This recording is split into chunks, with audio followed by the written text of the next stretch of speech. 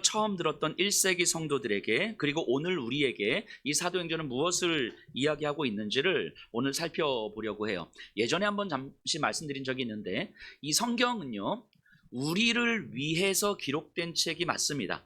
하지만 우리에게 기록된 책은 아니죠.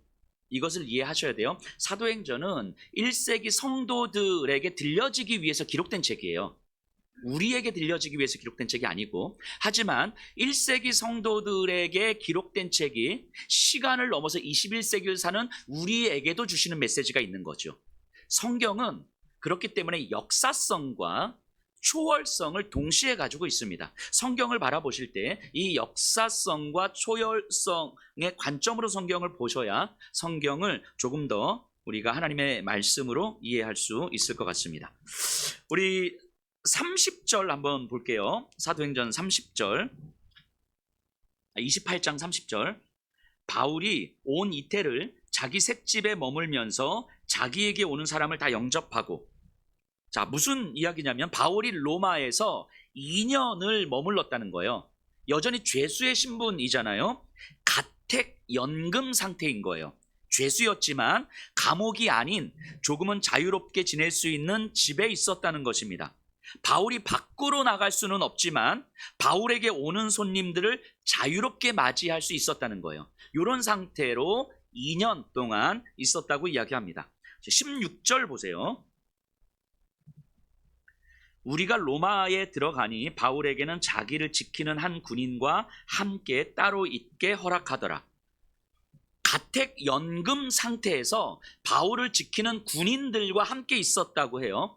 실제로 어떻게 있었냐면 바울과 마치 형사들이 죄수들과 수갑을 이렇게 한쪽은 죄수의 팔에 한쪽은 형사의 팔에 이렇게 차는 것처럼 쇠사슬로 한쪽은 바울에게 한쪽은 군인에게 이렇게 찬 상태로 바울을 지키는 거예요. 4시간씩. 군인들이 돌아가면서 4시간씩. 그러면 하루면 몇 명의 군인이 필요합니까? 제 어려운 질문 던지는 거 아니죠? 6명의 군인 필요하죠. 64, 24. 자, 6명의 군인이 돌아가면서 바울을 지키는 거예요. 4시간씩. 이렇게 2년 동안 있었다는 거예요. 오늘 살펴볼 28장은요, 가택 연금 상태, 그리고 군인이 지키고 있는 이 상태를 염두에 두면서 보셔야 하는데요. 아마 이랬을 거예요. 바울과 묶여있는 군인 생각해 보세요. 바울에게 손님들이 계속 찾아오거든요. 그러면 바울은 아침부터 저녁까지 매일매일 하나님의 나라에 대해서, 구약과 예수 그리스도에 대해서 이야기를 했어요. 성경에 보면 그렇게 나옵니다. 그러면 생각해 보세요. 바울은 그렇게 예수님에 대한, 복음에 대한 이야기를 했을 텐데 옆에 바울과 묶여있는 군인을 한번 생각해 보세요. 이 군인은요, 예수를 믿는 사람이 아니었을 거거든요. 그리고 예수 믿는 바울을 지금 잡아가두고 있는 사람이잖아요. 듣고 싶지 않아도 매일 듣는 거예요. 매일 아침 저녁으로 최소한 6명의 군인이 2년 동안 매일 아침부터 저녁까지 바울의 이야기를, 하나님 나라의 이야기를 들었을 거예요. 아마 이 군인들 중에서는요, 회심한 사람도 나왔을 것입니다. 1세기 교회들의 로마의 군인이었다고 회심한 사람들이 이야기들이 있거든요. 분명히 이 바울과 함께 있었던 군인들 중에서도 있었을 거라고 생각을 합니다. 군인들이 원해서는 아니었을 거예요. 하지만 말씀을 듣는 자리에 있다는 것 자체가 매우 큰 축복이었을 거예요. 여러분, 안 믿어져도 좋고요, 싫어도 좋고요, 짜증나도 좋으니까 말씀을 듣는 자리에는 어떻게 해서든지 와 계셔야 됩니다. 예배를 드리는 자리에는요, 무슨 수를 써서라도 와 계셔야 돼요. 꾸준히. 내가 동의가 되지 않아도, 내가 믿어지지 않아도, 내 마음이 불편해도, 화가 나 있어도, 하나님께 막 원망과 분노가 일어나도 말씀을 듣는 자리에는 와 계셔야 되는 거죠. 그러다 어느 날 들리지도 않던 말씀이, 아니 듣기 싫어하던 하나님의 말씀이 들리는 순간이 옵니다. 분명히 하나님의 살아계심이 믿어지는 순간이 옵니다. 그때가 되면요, 싫은 나를, 예배 자리에 가고 싶지 않은 나를 억지로라도 이 자리에 앉혀놓은 그 사람, 그게 부모가 될 수도 있고 아내가 될 수도 있고 남편이 될 수도 있겠죠. 친구가 될 수도 있겠죠. 그 사람, 전에는 굉장히 짜증이 났고 굉장히 싫었는데 이제는 얼마나 그 사람이 고마운지 모를 거예요. 내 아내가 아니었으면, 내 남편이 아니었으면, 내 부모가 아니었으면, 그때 그렇게 억지로라도 이 예배의 자리에 앉혀놓지 않았더라면 지금 이런 믿음은 없었을 텐데 진짜 끔찍했겠다, 이런 생각을 하게 됩니다. 이런 고백을 하시는 분들이 저희 교회도 꽤 있잖아요. 아내 때문에 억지로 막 몇 년 동안 와 계시다가 어느 순간 하나님을 고백하게 되고, 남편 때문에, 또 부모 때문에, 이런 산 증인들이 우리 옆에 계셔. 잘 찾아보면 있습니다.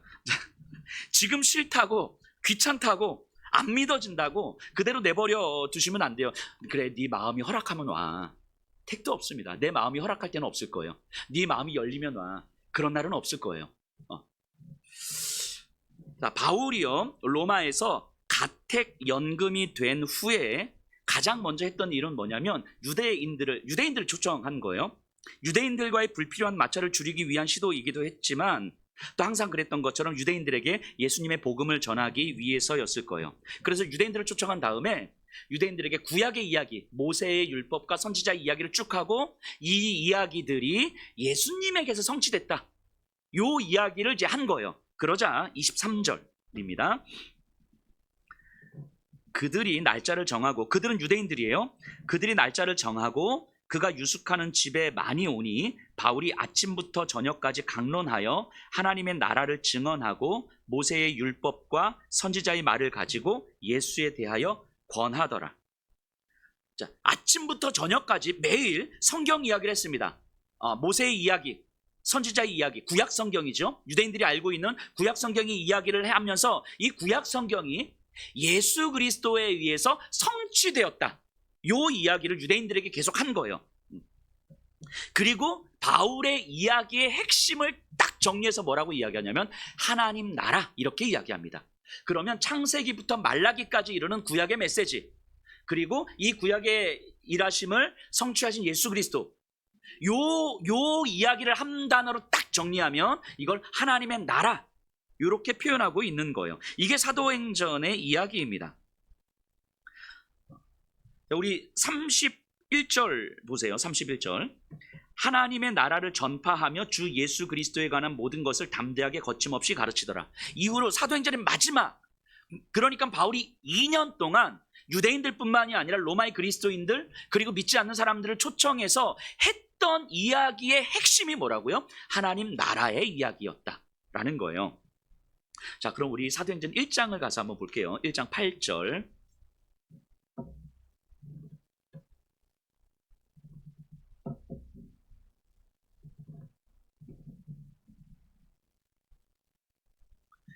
(1장 8절입니다) 자, 제가 읽을게요. 오직 성령이 너희에게 임하시면 너희가 권능을 받고 예루살렘과 온 유대와 사마리아와 땅끝까지 이르러 내 증인이 되리라 하시니라. 사도행전이 시작하면서 뭘 이야기하냐면 구약에서 이미 선포되었고 창세기부터 말라기까지 선포된 그 하나님 나라의 이야기를 예수께서 성취하셨어요.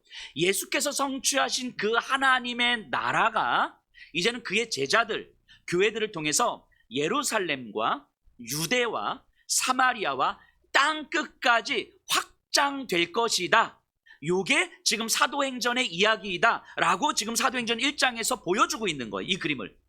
그러니까 사도행전 시작하면서 구약에서 시작된 하나님의 나라, 예수께서 성취하신 하나님의 나라가 이제는 제자들을 통해서, 베드로, 야고보를 통해서, 사울을 통해서, 그의 제자들을 통해서 땅끝까지 확장되는 이야기, 이게 사도행전이다, 이렇게 이야기하는 거예요. 지금 28장, 사도행전 28장 본문에서 바울이 어디에 있습니까?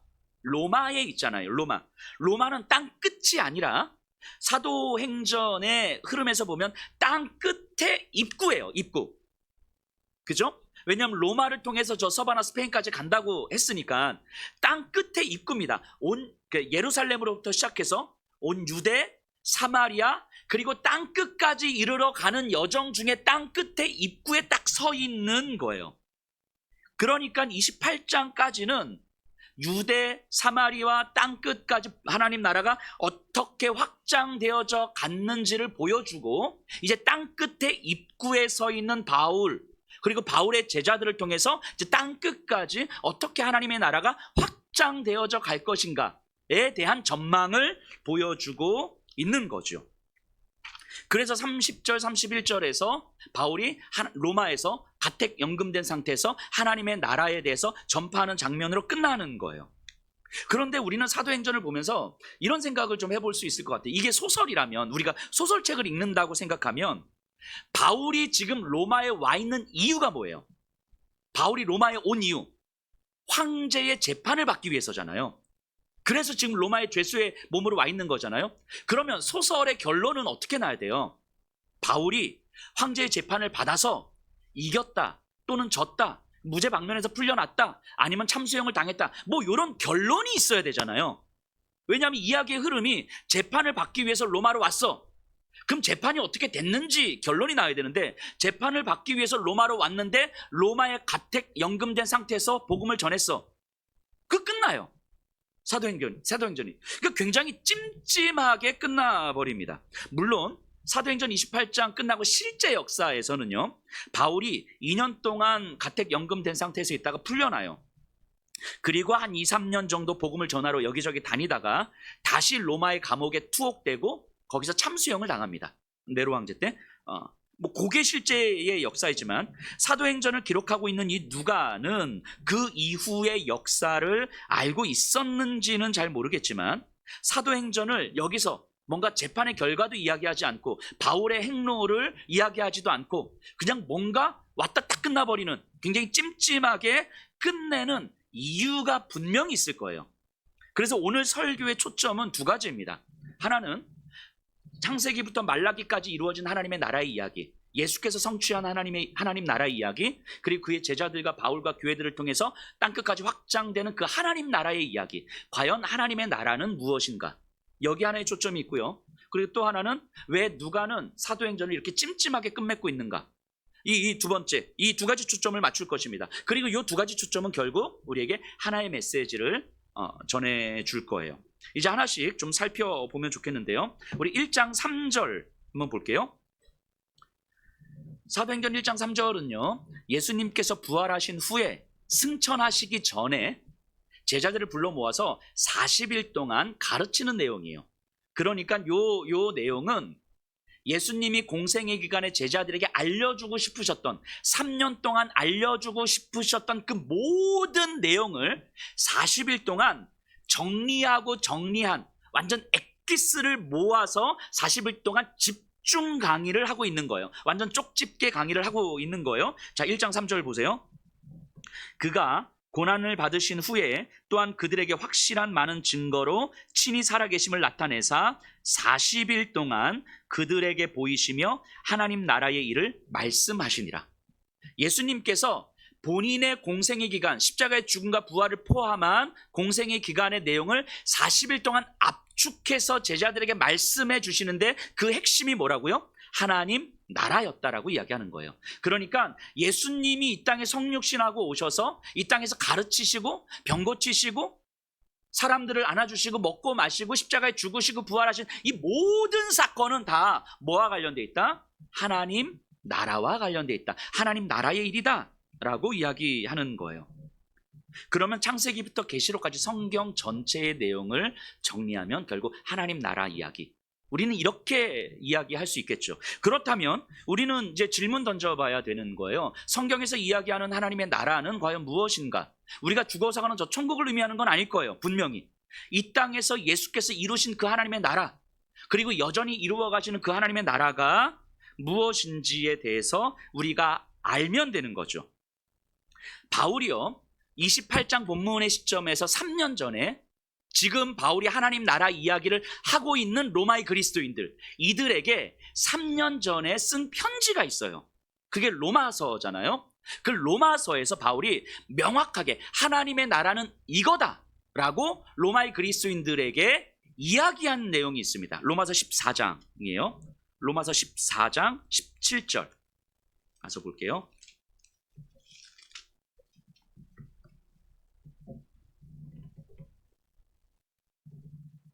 로마서 14장 17절.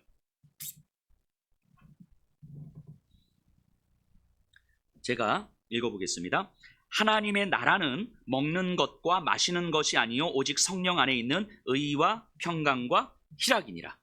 바울이 지금 로마의 그리스도인들에게 로마 가택 연금된 상태에서 2년 동안 하나님 나라에 대해서 이야기를 하잖아요. 그런데 이 이야기가 3년 전에 이미 로마의 그리스도인들에게 바울이 썼던 이야기였다는 거예요. 물론 시간이 지나면 좀 더 풍부한 이야기가 있었겠지만 그 핵심은 바로 여기에 있는 거죠. 하나님의 나라는 먹는 것과 마시는 것에 있는 것이 아니라 의와 평강과 희락이라. 그러면 바울이 말하는 먹는 것과 마시는 것이 무엇인지, 바울이 말하는 의와 평강과 희락이 이게 무엇인지를 알면 구약 창세기부터 말라기까지 이야기하는 하나님 나라의 핵심이 무엇인지를 알 거예요. 예수께서 이 땅에 오신 이유와 예수께서 이 땅에서 제자들에게 알려주고 싶으셨던 핵심적인 내용이 무엇인지 알 거예요. 그리고 예수님의 제자들과 바울과 이 땅의 교회들이 확장시켜 나가야 될, 땅끝까지 확장시켜 나가야 될 그 하나님 나라의 본질이 무엇인지를 알게 될 거예요. 그럼 우리는 먹는 것과 마시는 것이 무엇을 의미하는 것인지, 의와 평강과 희락이 무엇을 의미하는지를 이제 알아야 되는 거겠죠. 요거 이제 한번 설명해 볼게요. 먹는 것과 마시는 것은 단순하게 목마르면 물 마시고 배고프면 밥 먹고 이런 걸 얘기하는 게 아니라, 바울이 말하는 먹는 것과 마시는 것은 자신을 섬기는 삶을 이야기하는 거예요. 자기 자신이 목적이 되는 삶, 내 안전과 풍요가 목적이 되는 삶, 내 안전과 풍요에 내 삶의 초점이 맞춰져 있고 내 삶의 태도가 결정되어 있는 삶, 이것이 먹는 것과 마시는 것을 의미하는 거예요. 자, 이거는 누가 하는 거냐면 죄의 권세가 하는 거잖아요. 죄가 하는 일이 뭡니까? 하나님을 향해 있던 삶을 자기 자신을 향하도록 만드는 거잖아요. 에덴 동산에서도 똑같았잖아요. 하나님을 향해 있는 아담과 하와의 삶을 자기 자신을 향한 삶으로 만들어버렸잖아요. 죄가 하는 일이에요. 사단이 하는 일. 예수님이 아닌 다른 왕을 섬기는 자들이 하는 일.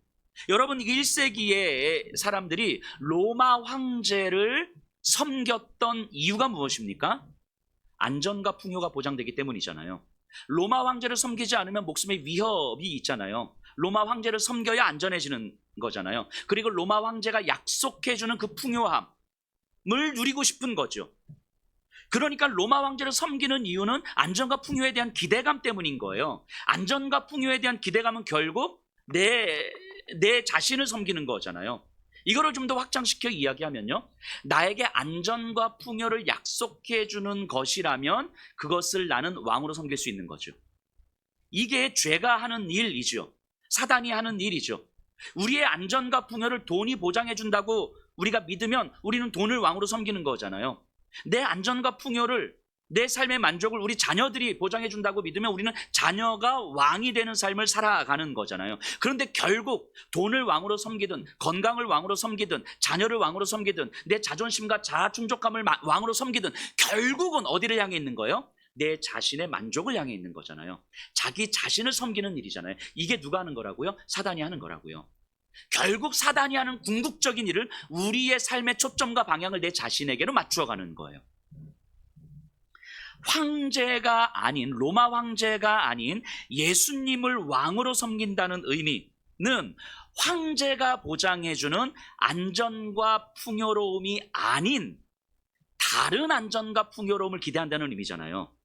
그러니까 황제가 아닌 다른 왕을 섬기는 거, 예수를 섬긴다는 건 황제가 보장해 줄 수 있는 안전과 풍요로움에 대해서 내가 원하지 않는 삶을 살아간다는 걸 의미하는 거죠. 다른 의미의 안전과 풍요함을 예수 그리스도께서 우리에게 약속하셨다는 것을 믿기 때문인 거죠.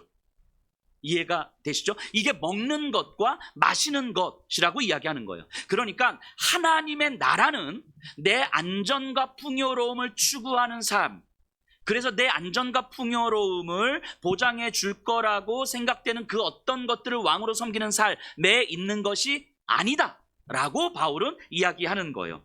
그리고 어디에 있냐면 의와 평강과 희락이 있다 라고 이야기합니다. 자, 그럼 의와 평강과 희락이 무엇인지 우리가 알아야 되는 건데요, 잘 들으셔야 됩니다. 하나님 나라의 본질이 의예요. 이제 하나씩 설명할 텐데요, 하나님 나라, 성경에서 말하는 하나님 나라의 본질이 의예요. 의. 그리고 의가 우리의 인생으로 드러나는 형태가 평강이에요. 그리고 그 평강으로 드러나는 삶의 결론은 희락입니다. 기쁨이에요. 다시요. 이 관계를 잘 생각하셔야 돼요. 하나님 나라의 본질이 의고요. 의가 우리의 인생을 통해서 드러나는 형태가 평강이고요. 평강을 경험하는 삶의 결론이 희락이에요. 기쁨. 자, 그러면 한번 생각해 봐야 되는데요. 의가 무엇이냐면 성경에서 의라는 말이 나오면 올바른 관계, 이렇게 이해를 하시면 됩니다. 올바른 관계. 즉 의는 하나님과의 올바른 관계를 의미하는 거예요. 올바른 관계에 있는 것. 자, 올바른 관계라는 게 뭡니까? 예를 들면 저희 청년들과 제가 여목사가 올바른 관계에 있다는 건, 우리 청년들이 저한테 와가지고 목사님 오늘 날씨도 좀 꿀꿀한데 소주에 파전 한잔 하시죠. 자, 이러면 올바른 관계구나 이렇게 생각. 올바른 관계에 있는 게 아닌 게 제가 누군지 잘 모르기 때문에 그럴 수 있는 거잖아요. 올바른 관계라는 건 하나님이 어떤 분이신지 알고, 그래 하나님 앞에서 내가 어떤 존재인지를 아는 거예요. 이게 올바른 관계죠. 하나님이 창조주이시고 내가 피조물이라는 사실을 아는 것, 하나님이 왕이시고 내가 그의 백성이라는 사실을 아는 것, 이 올바른 관계에 놓여진 상태, 요걸 의라고 합니다. 의. 자, 이 의는요, 예수님을 왕으로 섬기는 자들을 의미하는 거예요. 다른 왕이 아니라 예수님이 나의 왕이십니다. 구주이십니다. 구원받은 자들을 의미하는 거죠. 그러니까 이 의의 관계에 있다는 것은 내 왕이 누구인지 아는 거예요.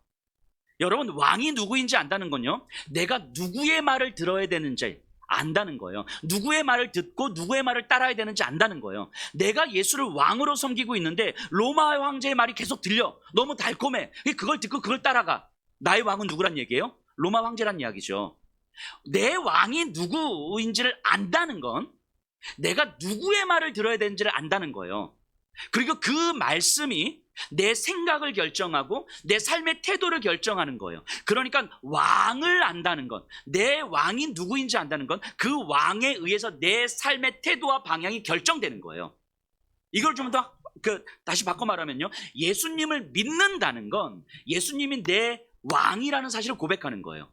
예수님을 믿는다는 건 나 예수 믿고 구원받았습니다, 이게 아닌 거예요. 그러니까 예수님을 믿는다는 건 내가 구원받은 내가 이제는 누구의 말을 들어야 되는지, 누구의 말씀으로 내가 생각해야 되는지, 누구의 말씀에 의해서 내 삶의 태도가 결정되어야 되는지, 누구의 말씀에 의해서 내 삶의 방향이 결정되어야 되는지, 이걸 안다는 거예요. 이제는 나에게 들리는 수많은 다른 왕들의 이야기가 이제는 거짓된 이야기라는 사실을 안다는 거예요. 이게 올바른 관계에 놓여져 있다, 요 얘기예요. 이게 의라고 이야기하는 거예요. 그러니까 예수님을 믿는다는 것은 예수님으로 말미암아 내 삶의 태도와 방향이 결정되는 거예요.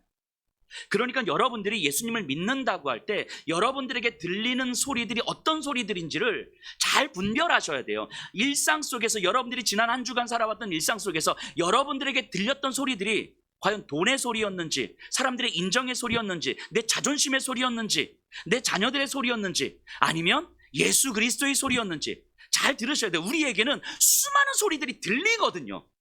이 세상을 살아가야 되기 때문에 수많은 소리들이 들려요. 듣고 싶지 않아도 들리는 거예요. 그런데 이 소리들을 분별하지 않으면 우리는 우리의 왕이 누구인지를 모르고 살아가는 거예요. 믿음은 있는데 내가 누구의 말을 듣고 있는지, 누구의 말을 따르고 있는지 모르고 살아가는 거, 혼란스럽게. 예수를 믿는다는 건요, 내 왕이 누구인지 선명하게 안다는 것이고요, 내 왕이 누구인지를 선명하게 안다는 것은 누구의 이야기를 들어야 되는지, 내 왕의 목소리가 들리고 있는지, 내 왕의 말씀이 들리고 있는지, 이것이 계속해서 우리에게 질문 던져줘야 되고, 그 말씀이 나를 결정하고 있는지, 내 생각과 삶의 태도를 결정하고 있는지 끊임없이 질문하고 돌아봐야 되는 거예요. 이게 의입니다. 의. 그런데요, 의의 상태는요, 반드시 평강으로 드러나게 되어 있어요. 반드시요. 그런데 여기서 참 믿음의 아이러니함이 생기는 거예요. 그래서 이 의가 평강으로 드러나는 과정에서 복음이 갖고 있는 이 신비한 이 아이러니함을, 복음의 역설을 우리가 충분하게 이해하셔야 됩니다. 사도행전 13장 이후에 바울이 선교 여행을 다니면서 반복되는 패턴이 있어요. 지난주에도 잠시 말씀드렸었는데요. 바울을 향한 고발이 끊임없이 이루어졌고요. 그리고 그 고발은 결국 무효화되어 왔습니다. 로마 관리들이 처음에는 바울에게 적대적이지만 결국엔 사과하잖아요. 로마 시민이며 아무 잘못이 없다는 사실에 놀라기도 하고, 또 계속된 소송이 걸리지만 그 소송은 기각돼요. 폭동이 일어나지만 폭동이 평정돼요. 위험한 일이 일어나지만 위험에서 구출됩니다. 이게 계속 반복되잖아요. 그리고 지금도 여전히 바울을 통해서 하나님의 일이 일어나지만 바울은 여전히 쇠사슬에 묶인 죄수의 몸이에요. 재판을 앞두고 있습니다. 여러분, 바울의 여정에서요, 고발과 위험이 끊임없이 반복되는 이유가 뭡니까? 의 때문이잖아요. 의. 예수를 왕으로 섬기기 때문이잖아요. 바울이요, 예수를 왕으로 섬기지 않았으면, 이 의의 상태에 놓여지지 않았으면 이런 일을 경험하지 않아도 되거든요. 그 의의 상태에 있기 때문에 위험과 위협을 끊임없이 당하는 거예요. 의의 상태에서는 이 세상에서 다른 왕을 섬길 수 없기 때문에 로마 황제의 질서에서 끊임없는 위협과 불안과 두려움을 당하는 거잖아요. 그러면 우리는 자연스럽게 이런 생각이 들죠. 의의 상태는 평강과 전혀 상관이 없잖아요. 오히려 의의 상태에 있기 때문에 평강할 수 없는 인생, 평안할 수 없는 인생 아닙니까? 자, 1세기 교회의 다양한 모습들이 있는데 그 중에서 이런 모습들도 있었던 것 같아요. 한 10명 남짓 된 교회였어요. 1세기 로마에 있던 교회에서. 그런데 어느 날 로마의 군인이 예수를 믿고 회심해서 교회 공동체로 들어온 거예요. 교회 공동체로 들어오려면 군인이라는 직업을 이제 버려야 되잖아요. 근데 이 군인이 어떤 군인이냐면 예전에 우리의 가족을 잡아서 옥에 가두고 우리의 가족을 잡아서 죽인 군인이에요. 그러니까 저 군인은 내 평생, 우리 평생에 이 철천지 원수 같은 사람 아니까 내 남편을 잡아서 원형 경기장에 넣었다니까요. 내 자녀들을, 내 부모를 잡아서 저 로마의 감옥에 넣었다니까. 거기서 처절하게 죽어갔다니까요. 그 군인이 예수를 믿고 회심을 해서 군인이란 직업을 버리고 우리 공동체로 들어온 거예요. 10명 남짓한 교회 공동체 안에서 같이 예배를 드리고 같이 찬송을 하고 같이 기도를 하고 같이 떡을 떼야 되는 거예요. 여러분 상상해 보세요. 저 군인에게 가족을 잃은 성도의 마음이 어땠을까? 아, 예수가 내 왕이시니, 예수 안에 한 형제요 자매니 우리 서로 사랑합시다 하면서 이렇게 받아들였겠습니까? 절대 그러지 않았을 거예요. 절대로. 아무리 예수님을 왕으로 섬겨도 안 되는 일이 있는 거지요. 얼마나 큰 분노가 그 마음을 채우고 있었겠습니까? 같은 자리에서 찬송하는데 이게 찬송이 안 나오는 거예요. 미움이 가득 차서, 분노가 가득 차서 기도를 해야 되는데 기도가 안 나오는 거죠. 함께 빵을 나누는 게 가능했겠습니까? 불가능했겠죠. 내가 믿음을 버리지 않는 한, 예수를 부인하지 않는 한 이 예배에는 나와야 될 텐데, 그런데 저 군인과 함께 예배의 자리에 있는 것이 죽을 만큼 싫은 거예요. 매주 예배 올 때마다 분노 가득한 마음으로 예배 자리에 나오지 않았겠습니까? 예배 나올 때마다 아마 이렇게 기도하지 않았을까요? 하나님, 저는 죽여주세요. 하나님, 저는 공동체에서 쫓아내주세요. 뭐 이런 기도하면서 예배의 자리에 나오지 않았겠습니까? 그러다가 설교자가 사랑하라는 말씀을 전하면, 원수를 사랑하라고 우리 주님이 말씀하셨습니다. 이 말씀이 들어오면 분노의 치를 떨지 않았을까요? 나보고 사랑하라고, 저 사람을 사랑하라고? 그걸 지금 설교라고 하는 거야? 막 짜증나고 분노에 떨지 않았을까요? 우리 바울에게도 그런 경험 있잖아요. 바울이요 예루살렘에서 예수 믿는 자들을 잡아서 옥에 가두고 죽이기도 했어요. 그러자 사람들이 다 도망갑니다. 바울을 피해서 도망가요. 바울에게 가족을 잃은 사람들, 바울에게 친구를 잃은 사람들 다 도망갑니다. 사마리아로 가기도 하고 여기저기 가다가 다메섹으로도 가죠. 그 바울이 어떻게 합니까? 다메섹으로 도망간 그리스도인들 잡으러 가잖아요. 대제사장에게 공문 받아서 저기에 있는 그리스도인들을 잡으러 갑니다. 잡으러 가는 중에 바울이 예수님을 만나요. 회심을 합니다. 그리고 바울이 교회 공동체로 들어가는데 어느 공동체로 들어가요? 다메섹 공동체로 들어가잖아요. 다메섹 공동체로. 다메섹 교회에 있던 성도들 생각해 보세요. 바울에게 내 가족을 잃은 사람들이에요. 저 바울을 피해서 예루살렘에서 도망쳐온 사람들이라고요. 근데 저 바울이 다메섹 교회 공동체로 들어오는 거예요. 그들의 마음이 어떻겠습니까? 분노가 치밀어 오르지 않았을까요?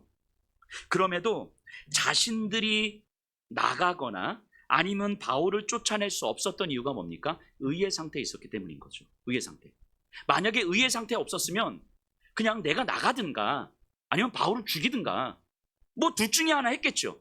근데 그럴 수가 없는 거예요. 의의 상태에 있었기 때문에. 예수가 내 인생의 왕이라는 사실을 고백했기 때문에. 그런데 이 상황이 감당이 안 되는 거예요. 이 분노와 미움과 상처와 이런 것들이 감당이 안 되는 거예요.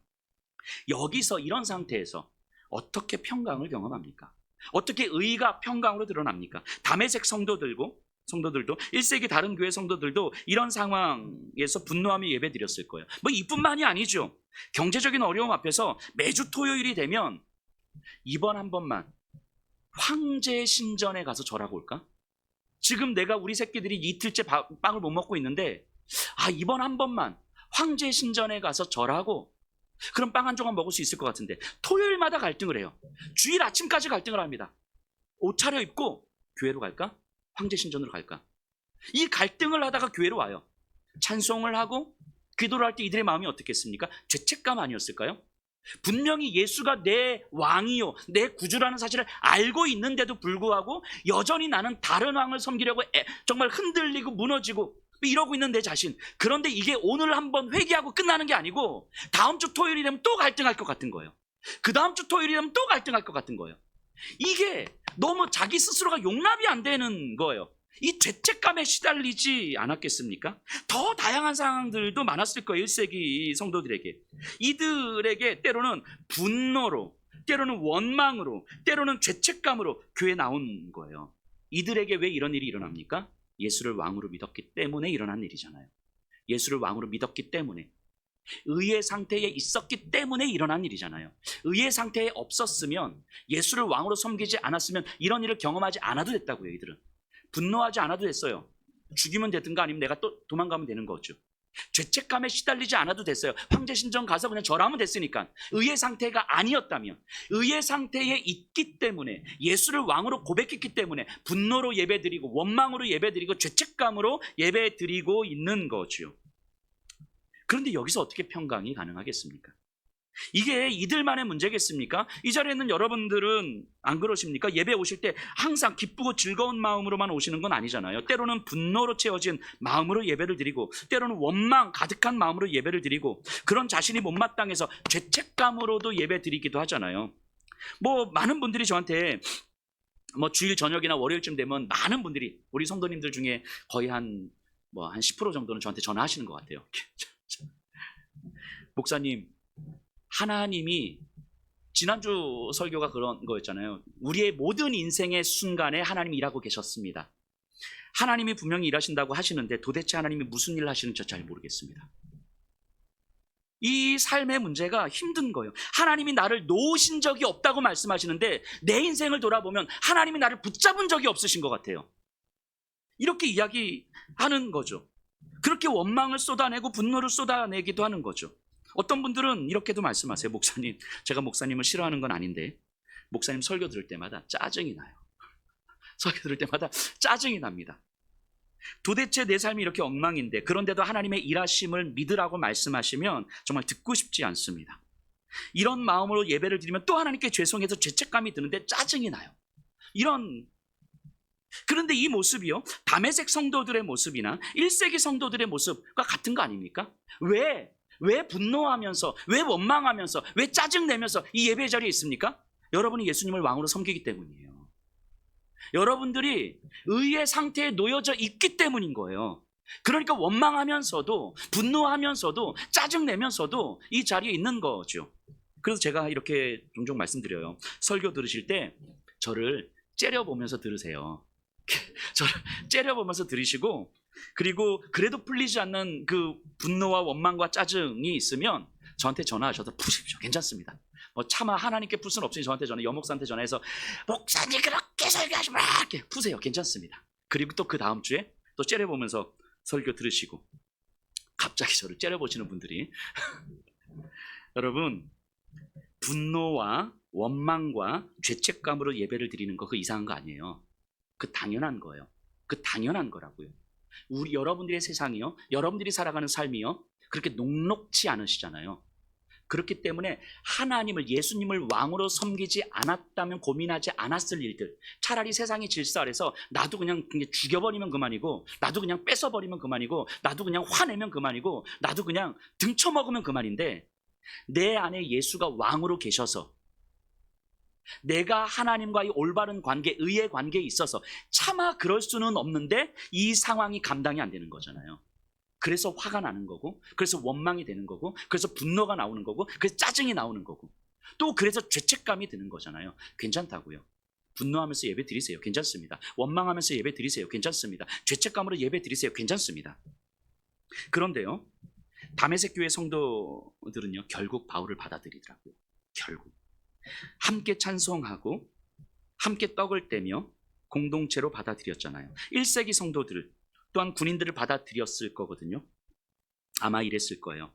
도저히 받아들일 수 없는 분노와 미움의 감정으로 인해서 힘들었을 거예요. 엄청 힘들었을 거예요. 그렇게 6개월이 지나고 1년이 지나고 3년이 지나고 5년도 지났을 거예요. 미움을 잠재우고 싶지 않았을 거예요.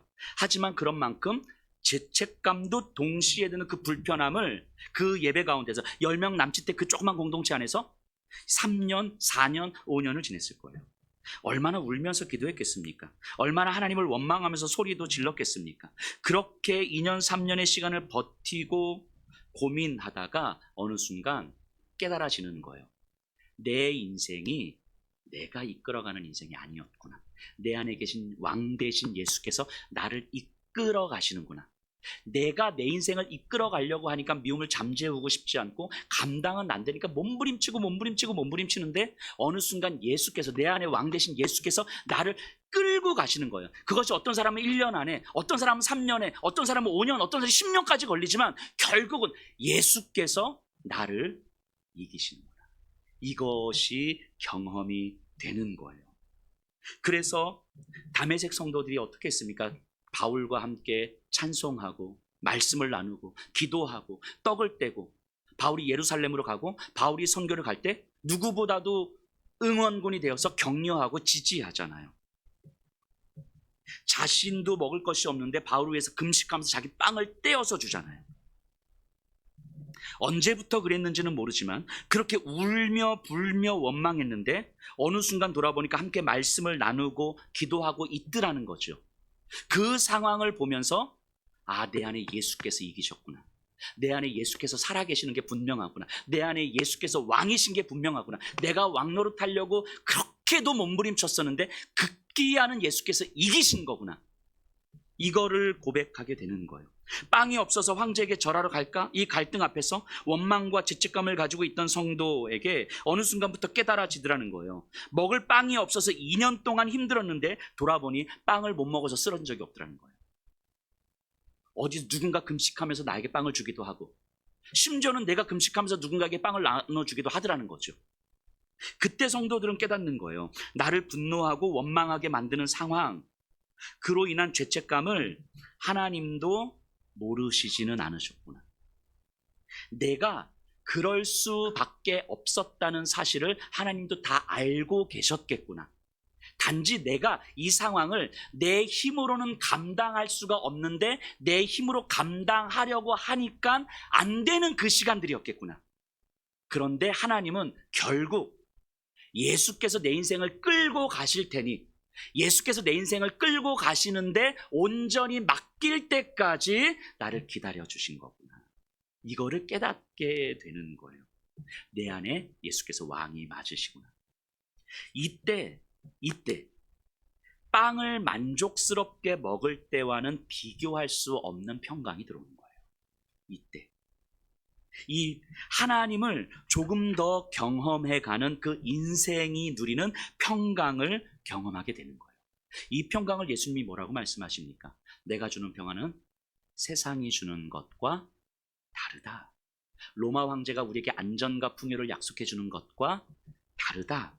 이 평안을 경험하면 로마 황제가 주는 안전과 풍요로 절대로 만족할 수 없다. 빵을 더 만족스럽게 먹는 것으로 머무를 수 없다라고 말씀하시는 거예요.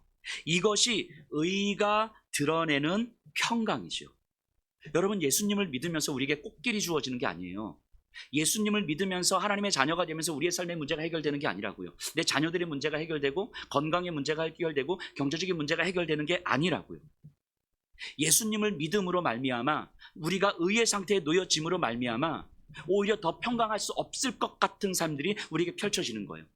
내 감정대로 내 본성대로 행했으면 오히려 마음이라도 시원했을 텐데 그럴 수 없는 상태에 놓여지는 거예요. 그래서 끊임없이 울며 불며 매달리고 분노하고 원망하고 짜증내고 죄책감에 시달리면서 그 시간들을 보내는 가운데 결국 예수 그리스도께서 이기신다는 사실을 우리는 경험하는 거예요. 그게 1년이 될지 3년이 될지 5년이 될지 몰라도 내 안에 예수께서 계시기 때문에, 내 안에 예수께서 왕으로 좌정하시기 때문에, 하나님께서 우리를 의의 관계로 놓으셨기 때문에 결국 예수께서 나를 끌어서 분노를 잠재우게 하시고 원망을 잠재우게 하시고 죄책감을 덮으시고 결국 내 인생을 예수께서 이끌고 가신다는 사실을 경험하게 되는 거예요. 그때 우리가 평강을 경험하는 거예요. 이게 의가 드러내는 평강이라고요. 의는요, 반드시 이 평강으로 드러나게 되어 있습니다. 다른 의미에서 만족스러운 평강이 아니라 이러한 평강으로 반드시 드러나게 되어 있어요. 그리고 평강은요, 희락, 즉 기쁨을 경험할 수밖에 없습니다. 기쁨을 소망할 수밖에 없어요. 왜냐하면 하나님을 조금씩 더 경험해가는 인생, 주께서 주시는 이 평강을 경험하는 인생은요, 이제 분명히 세상을 보면서 분명히 알게 돼요. 하나님의 진노밖에 남겨진 것이 없는 세상. 예수를 왕으로 고백하지 않으면 남겨진 건 하나님의 진노밖에 없는 거잖아요. 이 세상이 보이기 시작하는 거예요. 하나님의 진노밖에 남겨져 있지 않는 세상. 로마 황제의 안정과 풍요를 따라갔을 때 결국 하나님의 진노밖에 남겨지지 않은 세상을 바라보면서 하나님의 심판 앞에서 영원히 완전한 구원을 받을 그 날이 소망이 되는 거예요. 그게 기쁨이죠. 그게. 평강을 경험할 수 있는 사람은요, 평강을 경험해 가는 사람은요, 기쁨을 소망할 수밖에 없는 거예요. 지금 당장 나를 기쁘게 하고 슬프게 하는 그런 것들에 내 인생을 맡길 수 없는 거죠. 슬플 수 있죠, 아플 수 있죠, 눈물이 날 수 있죠. 하지만 그렇다고 해서 내 인생을 거기에 타협할 수 없는 거예요. 왜냐하면 참된 기쁨이, 완전한 기쁨이 어디에 있는지 선명하게 알기 때문인 거죠. 우리의 기쁨이 돈에 있는 것도 아니고 성공에 있는 것도 아니요, 영원히 하나님과 동행할 세상에 있다는 사실을 알게 되는 거예요. 이 의와 평강과 희락, 이것을 경험하는 인생, 우리의 인생에서 이것을 경험하는 것, 이걸 하나님 나라의 삶이다라고 이야기하는 거예요. 바울이 이야기하는, 예수께서 알려주셨던, 성경이 이야기하는 하나님의 나라가 무엇인지 아셔야 됩니다. 이 의와 평강과 희락을 경험하는 것, 이것이 하나님 나라의 삶인 거예요. 그렇기 때문에 제가 종종 말씀드리잖아요. 예수 그리스도를 믿는 사람들은 눈물이 마를 날은 없지만 기쁨이 사라지는 일도 없고 아프지 않은 날도 없지만 영광스럽지 않은 날도 없는 거예요. 눈물 없는 기쁨을 누리고 싶고 아픔 없는 영광을 누리고 싶은 건 그건 로마 황제를 쫓아가는 일이겠죠. 의와 평강과 희락은 그런 게 아니다라는 거예요. 결국 우리 인생의 주인공은 우리가 아니라 우리 안에 있는 예수님의 복음이었다는 사실을 알게 됩니다. 이 질그릇 같은 우리에게 예수님이라는 보배를 담고 살아가는 인생, 이 여정이 바로 의와 평강과 희락이라고 바울은 이야기하는 거예요. 여러분, 예수님을 믿고 있는 우리가요, 우리가 누구인지, 믿는 우리, 나 그리스도인이 누구인지, 우리가 고백한 신앙 고백이 무엇인지, 이 믿음으로 살아가는 것이 어떤 것인지를 알아가는 건 그건 만만치 않은 일인 거예요. 믿음은 우리에게 은혜로 선물로 주어지는 거지만 이 믿음의 삶을 알아간다는 건 진짜 만만치 않습니다. 굉장히 오래 걸려요. 굉장히 오랜 시간, 분노와 원망과 짜증과 죄책감으로 가득 찬 시간들을 통과해 가야 되는 거죠. 처음에는요, 우리가 믿음을 처음 가졌을 때는 세상과 하나님 사이의 차이를 전혀 모를 수 있어요. 예수님을 왕으로 섬기는 삶과 다른 왕을 섬기는 삶의 차이를 모를 수 있어요. 그래서 주일에 교회에 오면 예배자이지만 예배 후 나가면 그냥 세상 사람일 거예요. 세상 속에서 세상 사람처럼 살아가는데 아무런 갈등도 느끼지 않고 아무런 차이도 느끼지 않고 그런 삶이 부끄럽지도 않아요. 예수를 믿기 시작하면 처음에는. 그런데 조금씩 알게 됩니다. 세상이 결국 거짓될 수밖에 없다는 사실을, 죄의 권세가 어떻게 인생을 속이는지를, 세상의 힘이 주는 안정과 풍요에 대한 약속이 얼마나 어리석고 거짓된 것인지를 우리는 이제 알게 됩니다. 그것은 결국 하나님의 진노밖에는 남겨질 것이 없는 어리석음이라는 걸. 그래서 거짓된 평안과 거짓된 기쁨을 조금씩 분별해 가기 시작합니다. 여러분들의 가정과 직장과 한 주간 일상 속에서 세상이 여러분들에게 주는 거짓된 평안과 기쁨이 무엇인지를, 우리의 왕이신 예수께서 주는 평안과 기쁨과 세상이 주는 평안과 기쁨이 분별되기 시작해요. 그래서 우리가 누구의 말을 듣고 어떤 삶의 태도로 살아가야 되는지가 점점 더 선명해져 가는 거예요. 그런데 이 과정이 힘겨운 거예요. 왜? 때로는 원망도, 때로는 분노도, 때로는 짜증도, 때로는 죄책감도 겪게 되는 거지요. 하지만 우리 하나님께서 그런 세상에서 우리를 건져내시기 위해서 하나님이 무엇을 하셨고 우리에게 무엇을 약속하셨는지를 점점 더 알아가는 인생에서 우리의 왕이 누구인지가 점점 더 선명해지는 거죠. 그 시간들을 통과하면서 우리는 알게 돼요. 나라는 질그릇 안에 예수님이라는 보배를 담고 살아가는 인생의 기쁨을, 이거를 점점 알게 되는 거예요. 이게 신앙생활 5년 하고 10년 하고 20년 하고 30년 해가면서 이 기쁨을 누리는 거예요. 신앙생활 30년 40년 하신 분들에게 당신 인생의 기쁨이 무엇입니까? 라고 하면 이렇게 말할 수 있어야 되는 거잖아요. 나라는 질그릇 안에 담겨진 예수 그리스도의 복음, 이 복음을 담고 살아가는 인생이 가장 큰 기쁨입니다. 이렇게 말할 수 있어야 되는 거잖아요. 그래서 세상의 질서에 나를 맡길 수 없음을 알게 되는 거예요. 이걸 알면 알수록 더 눈물도 나고요, 더 아프고요, 더 억울한 일도 생겨요. 하지만 하나님을 더 알아가는 여정이라는 것이 깨달아지는 거예요. 예수님을 믿는다는 건 이런 인생의 여정을 통과해 가는 거예요. 그래서 내가 내 인생의 주인공이 아니라 내 안에 담겨진 예수 그리스도의 복음이 내 인생의 주인공이라는 사실을 깨달아 고백해 가는 거예요. 예수님을 직접 만나고 예수님을 직접 경험한 사람들이 살아내는 삶의 방식인 거죠.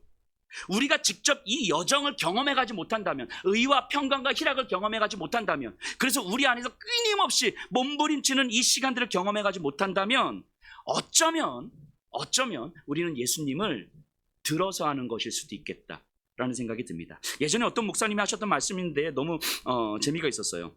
우리가 나중에 예수님을 만날 거잖아요. 다 만날 거잖아요. 어떤 방식으로든 다 만날 텐데, 그때 예수님을 만났을 때, 여러분들이 여러분들이 할 수 있는 인사말이 무엇입니까? 혹시 예수님 딱 앞에 섰는데 예수님 말씀 많이 들었습니다. 혹시 이 인사말일까요? 자, 예수님 말씀 많이 들었습니다. 이 예수님 만났다는 얘기, 안 만났다는 얘기예요? 안 만났다는 이야기죠. 모태신앙으로 자라서 오랜 시간 신앙생활을 해왔는데 예수님에 대해서 그렇게 많이 들어왔는데, 내가 직접 예수님을 만나고 내가 직접 예수님을 경험하고 내가 직접 예수님을 왕으로 섬겨서 예수님의 말씀이 내 삶의 태도와 방향을 결정하는데, 그로 인해서 때로는 억울하고 아프고 눈물이 나고 몸부림치고 분노하고 원망하고 짜증나고 이런 시간들을 경험해 본 적이 없는 거예요. 듣기는 너무 많이 들었는데 그 예수님 앞에 서서 예수님 진짜 잘 들었어요. 예수님에 대해서 너무 많이 들었습니다. 반갑습니다.